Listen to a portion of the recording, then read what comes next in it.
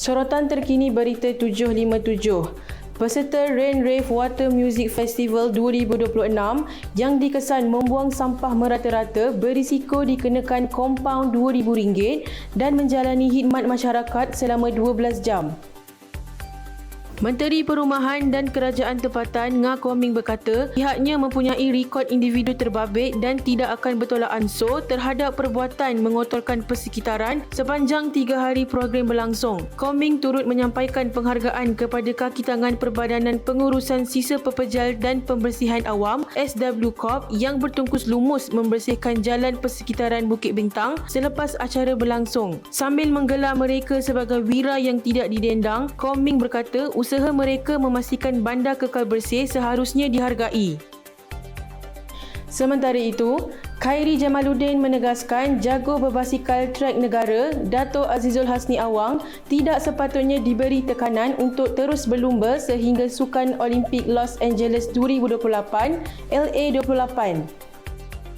Khairi yang juga bekas Menteri Belia dan Sukan berkata, perkara berkenaan perlu diserahkan sepenuhnya kepada pelumba berusia 38 tahun itu untuk dibincangkan bersama keluarga. Bagi bekas Naib Presiden Persekutuan Kebangsaan Berbasikal Malaysia PKBM itu, tidak adil jika beri tekanan kepada Azizul Hasni yang terkenal dengan julukan The Pocket Rocketman itu untuk sampai ke LA28 memandangkan usia hampir 40 tahun selain sudah banyak berkorban masa. Khairi menyarankan supaya ikon berbasikal trek itu menerima sokongan yang diperlukan sebagai seorang atlet elit sekiranya Azizul Hasni membuat keputusan untuk meneruskan kerjaya sehingga LA28.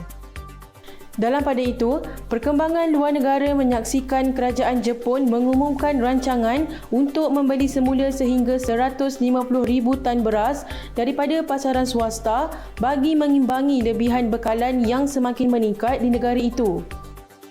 Langkah yang diumumkan oleh Kementerian Pertanian, Perhutanan dan Perikanan Jepun itu bertujuan untuk menstabilkan harga domestik selepas inventori beras dilaporkan melonjak ke tahap yang membimbangkan. Menurut laporan media tempatan The Mainichi, keputusan itu dibuat berikutan tekanan daripada sektor pertanian yang bimbang lambakan stok akan menyebabkan kejatuhan harga pasaran sekaligus menjejaskan pendapatan pesawah. Jurucakap kementerian dalam satu kenyataan menjelaskan bahawa kerajaan akan memperoleh semula beras yang sebelum ini dilepaskan ke pasaran bagi memastikan keseimbangan bekalan dan permintaan kekal stabil.